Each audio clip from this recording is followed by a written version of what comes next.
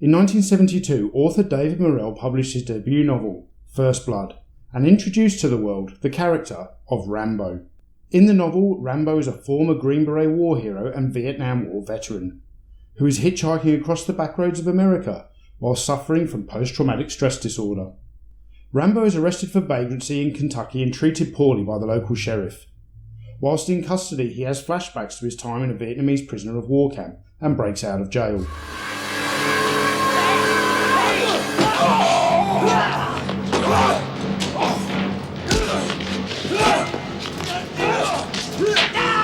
You son of a bitch! Come on!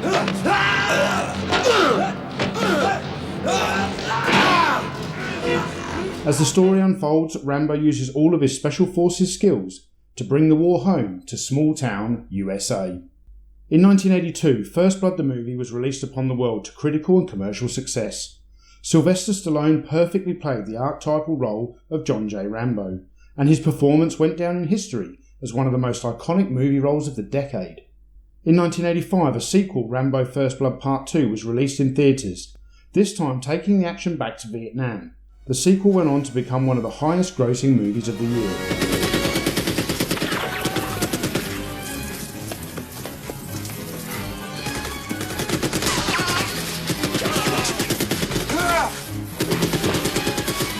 By the mid-80s, the character of Rambo, the one-man army flag-waving poster boy of right-wing Reaganism, was surfing a wave of cultural popularity.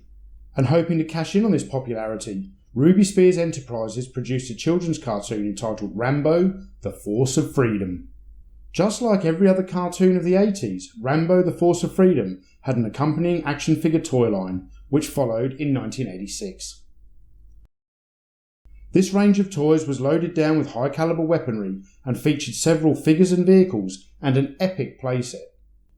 The Rambo toys were extremely controversial in their day and are now remembered as the world's most violent action figures.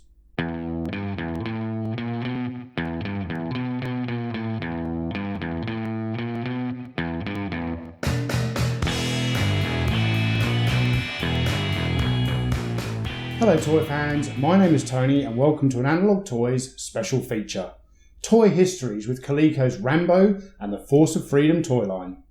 Coleco Incorporated is an American company founded in 1932 by Maurice Greenberg as the Connecticut Leather Company.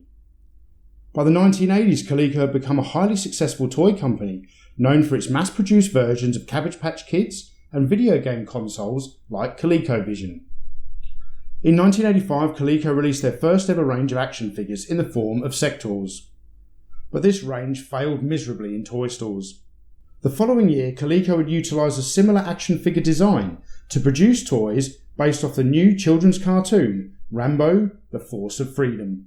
With the support of the cartoon and a $22 million marketing campaign, Coleco had high hopes for the Rambo toy line, but they were also cautious of the controversy that the range may bring. Coleco had good reason to be worried. In 1985, children's lunchbox manufacturer King Seeley released a metal Rambo lunchbox, which is now infamously remembered as the last metal lunchbox ever produced for kids. Since the 1950s, metal lunchboxes licensed by pop culture properties were a well-worn staple of the American childhood. But by the mid-80s, overzealous religious groups were getting nervous about anything in pop culture that had the possibility of leading kids astray or turning them violent, and the Rambo lunchbox became a casualty of their widespread fear. Concerned that kids could use metal lunchboxes as weapons in playground fights, these beloved childhood mainstays were effectively outlawed and replaced in the following years by cheaper and safer plastic substitutes. These religious groups used the lunchbox as a weapon argument to get these products removed from store shelves, but I can't help but think that the image of a machine gun-toting Rambo is the real reason they didn't approve of it. Rambo, The Force of Freedom is notable for being the first time in history that a children's cartoon was based on an R-rated movie property, and this presented several problems for the producers. So, in order to turn Rambo into a child-friendly cartoon character, a lot of changes had to be made. The show's child psychology advisors recommended that the cartoon not make any references to Vietnam, POWs, or Rambo's experiences in 1982's First Blood.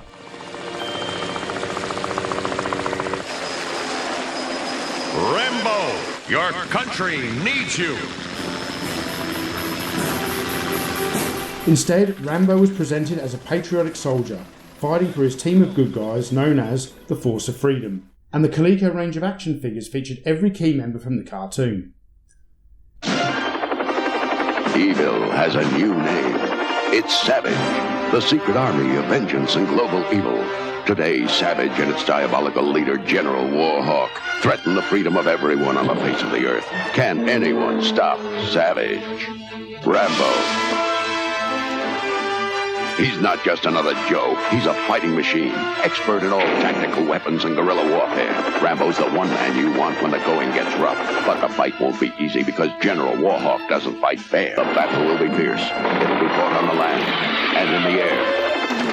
But with Rambo and the Force of Freedom, justice and liberty will never surrender, no matter what the odds.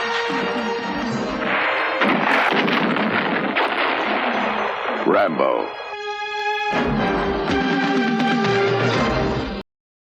For the initial 1986 release of the Rambo toy line, Coleco produced two different versions of Rambo, including the basic figure and Firepower Rambo, or as I like to call them, Rambo from First Blood Part 2 and Rambo from First Blood. Colonel Troutman was the only other movie character to cross over into the cartoon and toy line, and maintained his role as commanding officer. Filling out the rest of the ranks of the Force of Freedom was Eddie Turbo Hayes, the team's genius mechanic, White Dragon, a heroic ninja, and Cat, the master of disguise, who is clearly based off of the movie character Kobau. The Force of Freedom action figures stood 6 inches tall and were very well made. Rambo and Troutman were more closely modelled off of their movie counterparts rather than the cartoon characters, with Rambo even featuring the scars on his chest that he sported in the movies, but never in the cartoon. Every character came packed with accessories, and the only real disappointing aspect was the lack of articulation at the figures' elbows. The whole set of Force of Freedom action figures makes for a colourful collection, but the good guys always need someone to fight, so Coleco gave us the terrorist organisation, Savage. Savage stood for Special Administrators of Vengeance, Anarchy and Global Extortion, and their leader and founder was the evil General Warhawk.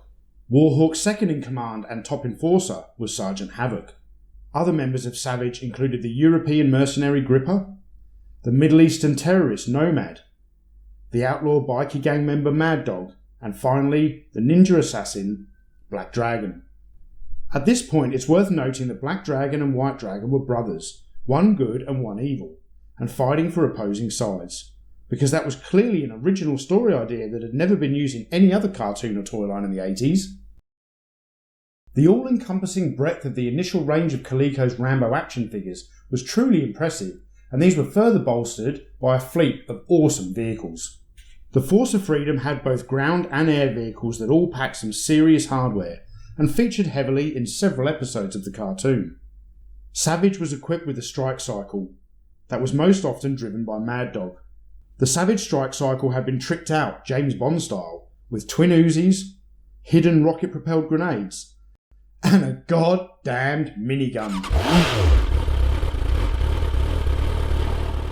But the centrepiece of the entire toy line was the utterly epic Savage Strike Headquarters. Proving that size really does matter, the Savage Strike Headquarters included an observation tower, prisoner cell, defensive position with communications equipment, and enough weaponry to defeat an invading army. So even though the show's child psychology advisors recommended that the cartoon not make any references to Vietnam or POWs, the Savage Strike Headquarters is still clearly designed to look like a Vietnamese POW camp, straight out of the movie Rambo First Blood Part 2. When looking at the sheer volume of products released by Coleco, it's quite clear that they were betting big on the Rambo toys being a success, but it didn't exactly turn out that way. Coleco's initial range of Rambo toys were by no means a failure, but they also weren't the success the company had been hoping for. It didn't help that the Force of Freedom cartoon was poorly received and only lasted one season. In addition, it was also deemed too violent by British censors and was banned in the UK, which at the time was the second biggest action figure consumer market in the world. However, the biggest problem facing Coleco's action figure range was that it didn't matter whether kids liked the toys or not. The parents of the 1980s seemed genuinely offended by them and believed they were not suitable for children. One character in particular caused a lot of controversy. Protesting Muslim groups felt that Nomad, the Middle Eastern terrorist, was an overtly racist stereotype, and they successfully lobbied for the character to be dropped from the toy line. So even though Rambo the Force of Freedom cartoon was unsuccessful and not picked up for a second season, the character of Rambo was popular enough in the mainstream media of the day to warrant Coleco releasing new toys in 1987. In today's collector's market, the second range of Rambo figures and vehicles are extremely rare due to the products only being produced in limited numbers. The Force of Freedom recruited 2 new members, including Touchdown Jackson and Chief. Coleco also produced prototypes of a new Muscle Power Rambo action figure, but these never ended up being mass-produced. To compensate for the loss of the Nomad character from the 1987 lineup, Coleco introduced 4 new bad guys for Savage, including Snakebite, Whip Action Warhawk, Dr. Hyde, and X-Ray. In Rambo's world, there's inhuman terror from Savage. Dr. Hyde! Savage is cybernetic leader. He's half man, half machine, with a face only Savage could love, and the terror doesn't stop. X-Ray! Part man, part deadly missile system. You think X-Ray's worried about Rambo? You think Dr. Hyde's worried about anything? New X-Ray and Dr. Hyde each sold separately with their battle action accessories from Coleco. A couple of new vehicles were also produced. But like everything else in the second wave of Rambo toys, these were never produced in large numbers and are extremely difficult to find today. As awesome as Coleco's range of Rambo action figures was, the parents of the 80s just didn't want to buy them for their kids, and the line eventually died out in the United States in 1988. Rambo did, however, cling on a little longer in South America, where Argentinian toy company Joxa produced some very interesting variations of the Rambo toys. Using a common marketing tactic employed by many toy companies, Joxa reissued many of the original figures and vehicles, simply with different colour schemes, to introduce the Rambo Desert Brigade. On a personal note, I must admit that the Rambo range of action figures played a huge role in my childhood, but no matter what the parents of the 80s really thought, these toys never turned me into some kind of violent psychopath. All in all, Coleco's range of Rambo toys were absolutely awesome and, barring some later additions, can still be sought out fairly easily by today's vintage toy enthusiasts. In the end, the character of Rambo defeated the Viet Cong, the US government, the Russians, and post-traumatic stress disorder. But in toy terms, this hulking one-man army was finally defeated by that ever-present and omnipotent enemy, political correctness.